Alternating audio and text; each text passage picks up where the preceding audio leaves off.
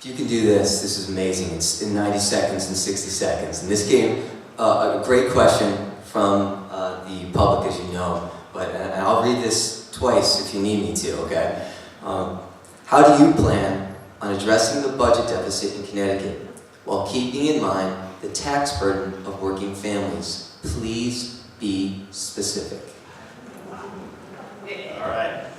Well, as I said, it's in a plan. It's a multi-pronged approach. There are no overnight solutions and no magic wands. But let me say this first. In my economic plan, I do say that we can't tax our way out of our current economic climate, which I've called a crisis. So we have to look at, first, our current state government operations, just like I did when I was commissioner of the Department of Veterans Affairs, finding ways to operate even though our budget went down each year, even though our resources were reduced each year, by bringing my military experience, my corporate experience, lean initiatives to get things done. Not to lay off state employees, but to get more done with what we have. We've got to do that agency by agency by agency, finding ways to find those lean ways to do it. We've got to also look at how state government operates with our cities and towns all across the state and recognize that municipal aid has gone down and they continue to go down. And so incentivizing our towns and cities to find ways to scale and merge existing activities that they have. But we have to continue to invest in our state. We have to grow our economy, grow our tax base by investing in infrastructure, which we're currently leaving thousands of jobs on the table because we can't get projects out the street and on the street so that we have skilled worker jobs, thousands of jobs that we need. Jobs like Local 478 operating engineers, where I visited their apprenticeship program. We have to invest in businesses, like I said before. We have to incentivize students to get the degrees they need to get the manufacturing jobs that already exist with loan forgiveness, as I talk about in my plan. So much more to talk about. You can't do it in 90 minutes, but thank you very much. Pretty good job. You'll probably hear others, this is true at least when I took over Bridgeport when it was bankrupt. The budget was somewhere in the $330 million range. It had a projected 5-year accumulated deficit of over maybe $250 million. And even at that time, we didn't look to tax or cut our way out of it. It had to be a combination of a lot of things. Alternate source of revenue when you can find them. In this case, if we end up moving towards, and I support legalization under certain circumstances of marijuana as another source of revenue like Colorado's doing. With respect to investing in our transportation, the transportation fund, but also as well the tolls, and there's other things that we can do. I also think we need to look at some of the fixed costs and be creative and work in partnership with others to make a difference on those to save money. In Bridgeport, we took our pensions, which were considered to be a liability of X amount of dollars, and by a simple authorization by the state of Connecticut, saved some $60 million over 20 years. And that item alone, which was looked at as a fixed cost, without jeopardizing the pension benefits for the retirees, but one item taken away from the budget to make it more affordable for the other services that we want to provide. Again, not enough time, a lot more to talk about. Thanks. 3 pathways. Sorry, step on your applause.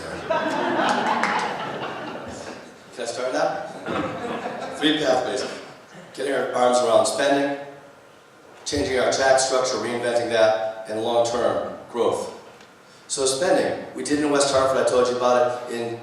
At Consumer Protection, we were down 25% of our people, given more to do. We focused on what was necessary, protecting public health and safety, preventing economic harm to consumers and businesses, stop doing things that weren't necessary. We used process improvement, we used technology. We did more with less and we did it better. Pension, that'll get you part of the way. Pension's a big thing. We started making our pension payments, like I did in West Hartford when we had to, so we wouldn't go under. But we need to take $18 billion of hard assets that the state has and redeploy some of those to help with the long-term pension benefit.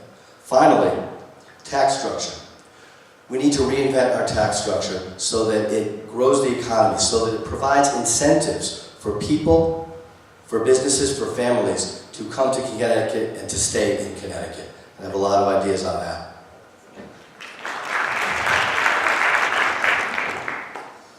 Of course, the real answer is growth. It's amazing that we have fewer people working in Connecticut today than we did a generation ago.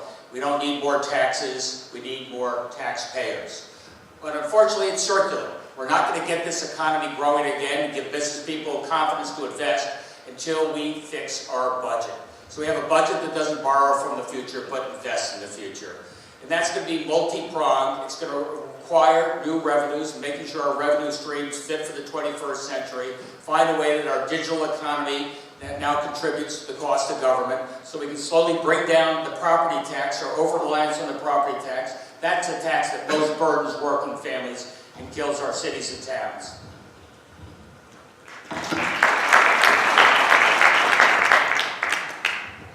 Everywhere you go in this state, you say Hartford, and people groan.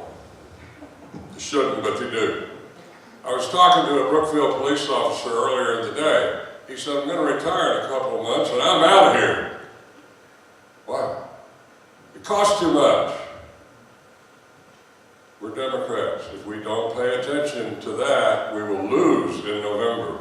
I'm not going to raise taxes. But what we are going to do is look at things like the Department of Transportation, who wants to spend $1 billion in Norwalk for a railroad bridge that should cost less than half of that. It costs twice as much to build a bridge and twice as long to build a bridge in Connecticut than it does in Massachusetts. It's just as hot, it's just as cold, and the trucks are just as heavy. We spend millions of dollars on consultants that we're going to stop because we have state workers that know how to do this. We don't need consultants. Just take that one department across the entire state government. That's how we're going to do this.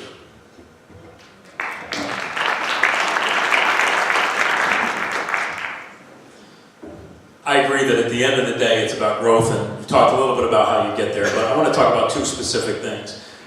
For local governments, as the pressure mounts, the pressure all is felt at the local level on property tax.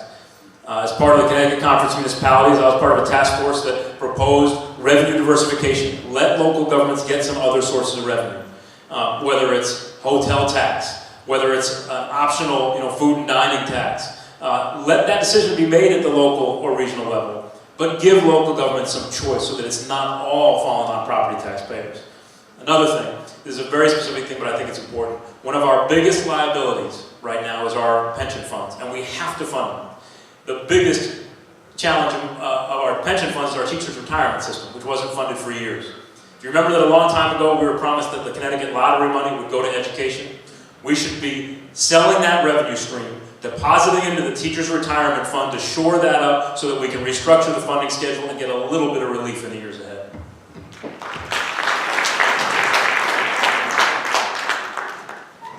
So I think the question was, how do we deal with the budget deficit? So first thing, do more with less. When I was Secretary of the State, when I started out, we had 110 employees.